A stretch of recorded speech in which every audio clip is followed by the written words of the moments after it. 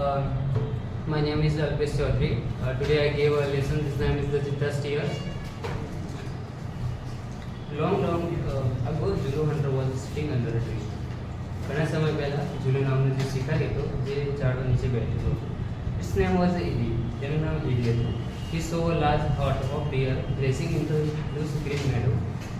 તેને જોયું કે ખુલ્લા મેદાનમાં કે જે મોટા હરણોનું ટોળ હતું તે ચરી રહ્યું હતું. He said to himself, તે પોતાની જાતને કહે છે, These deer are really wonderful, but I have to run a lot to catch one of them. આ ડિયરો આ હરણો ખૂબ જ સુંદર છે, પરંતુ તેમને એકને પકડવા માટે મારે ખૂબ જ દોડવું પડશે. Can't there be an easy way to get one? સો એકને પકડવા માટે કોઈ સરળ રસ્તો ન હોઈ શકે? Suddenly he saw a female cheetah. અચાનક તે એક માદા ચિત્તાને જોઈ છે. Crowding silently closer to the grazing animal. તે અચાનક એક માદા ચિત્તાને જોઈ છે કે જે ચરતા પ્રાણીઓ તરફ શાંતિથી જઈ રહ્યું હતું. Then she leapt and caught a deer. તે કૂદકું મારે છે અને એક હરણને પકડે છે. After some time, થોડા સમય પછી her two young cubs come out of the bush. થોડા સમય પછી એના બે બચ્ચા કે જે ઝાડીઓમાંથી બહાર આવે છે તે ઓલ એન્જોય ધેર મીલ. તે પોતાનો ખોરાકનો આનંદ માણે છે. એની આઈસ બ્રાઇટેડ. એની આંખો ઝબકે છે. તે સ્પાર્કલ્ડ વિથ એન આઈડિયા. તે પોતાના એક સારા વિચાર સાથે ઇન્વાઇટ ધ કબ્સ. તે ઈર્ષા અનુભવે છે. Can't be and lucky as this beautiful cubs. શું આ બાળકો જેટલો હું નસીબદાર ન હોઈ શકું? Then got their food without any effort. તે પોતાનો ખોરાક કોઈ પણ કામ કર્યા વગર મેળવી શકે છે. Can't I have a hunter like their mother. શું શિકારી પાસે આવી કોઈ માતા ન હોઈ શકે? હી થોટ્સ. તે વિચારે છે. He decided to catch a young cubs and train to him hunt for him.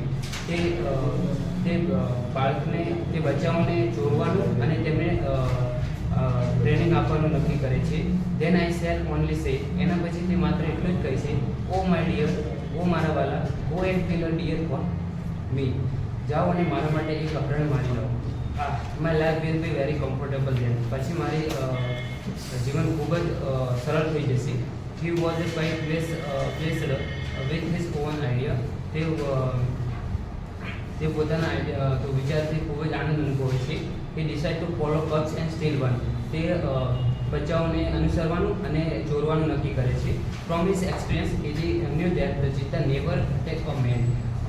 તેના અનુભવથી તે કહે છે, વિચારે છે કે માદા ચિત્તા ક્યારેય માણસ પર હુમલો કરતા નથી. Therefore, તેના પછી it was safe to steal a cub. તેથી બચ્ચાઓનો જોરો ખૂબ જ સરળ બની રહે છે. He followed the cheetah's family till evening. સાંજ સુધી તે ચિત્તાની માદા ચિત્તાનું ફેમિલીનું અનુસરે છે. At the sunset, સાંજના સમય, the mother cheetah hid her cubs in the thick bush and left for a stream.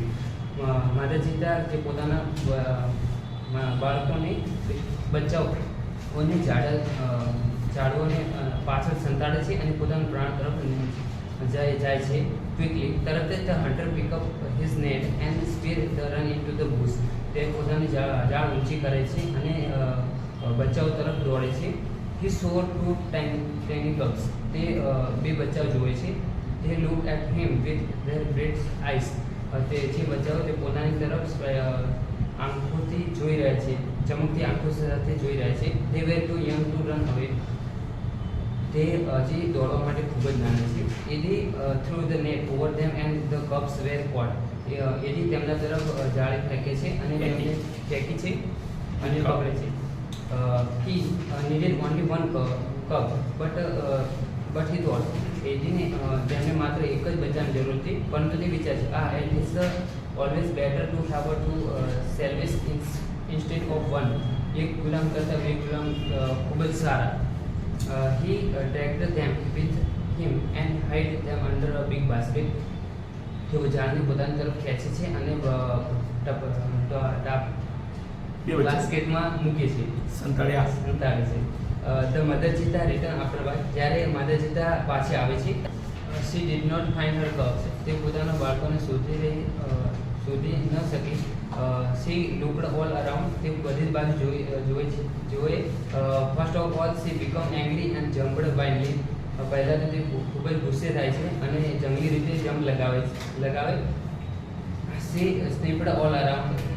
તે સૂંઘીને બધી બાજુ જોવે બટ અલાસ પરંતુ તે ન મળે છે. Did not find her cubs. તે પોતાના બચ્ચાઓને શોધી શકતી નથી. એટ લાસ્ટ છેલ્લે she become sad and started crying. અને તે રડવાનું ચાલુ કર્યું. She cried and cried for the whole night till the next evening. બીજી સાંજ સુધી તે આખી રાત રડ્યા કરે છે. She cried and cried until her tears made dark stain down her cheeks. તે સાંજના સમયે આખા રડવાના કારણે તેને ગાલના નીચે કાળા ડાઘા પડી ગયા હતા. She was still weeping. તે હજુ સુધી રડવાનું ચાલુ હતું. At night the mother cheetah cried so loudly that she was hurt by a wise man living in the village. રાત્રિના સમયે મધર ચેતા ખૂબ જ રડી રહી હતી. ત્યારે એક દયાળુ માણસ તેને ગામના દયાળુ માણસ સાંભળે છે. The old man understood vote the happen. તે ગરડો માણસ સમજી ગયો હતો કે તેમની સાથે શું થયું હતું. He immediately took his strong clubs and come out of his Hut.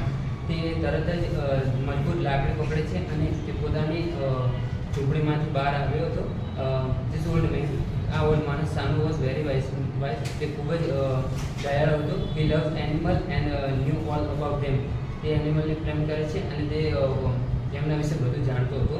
Van Sanu found out the hidden cubs. ત્યારે સાનુ સંતાડેલા બચ્ચા મેળવે છે. He knew that it was Eddie wicked idea.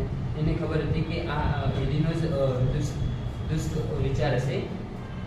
He got angry with Eddie. તે એડી સાથે ખૂબ જ ગુસ્સે થાય છે. He rushed to the hut and shouted. તે ઝૂંપડી તરફ જાય છે અને બૂમ પાડે છે. I hate you Eddie. હું તને ધિક્કારું છું Eddie. Everybody of our tribe will hate you because you are lazy and wicked too. બધા આદિજાતિના બધા જ લોકો તને ધિક્કારે છે અને તું ખૂબ જ આળસુ છે. He knew that the hunter must hunt with his own strength and skill. અમને ખબર છે કે બધા જ અમને ખબર છે કે આપણે કુશળતાથી અને આપણી શક્તિ આવડતાથી શિકાર કરીએ છીએ. But you are lazy hunter. પરંતુ તું ખૂબ જ આળસુ શિકાર છે. You are thief. તું ચોર છે. You have broken the rules of our tribe. તે અમારી આદિજાતિના નિયમો તોડ્યા છે. You have brought dishonour to the whole tribe. તે આદિજાતિનું અપમાન કર્યું છે. All the member of the hunter team got together. આદિજાતિના બધા સભ્યો ભેગા થાય છે. તે decide to drive away Eddie from their village forever. તેઓ એડીને હંમેશા માટે ગામમાંથી બગાડવાનું નક્કી કરે છે. Sanu took the cubs on his shoulder and return them to their mother.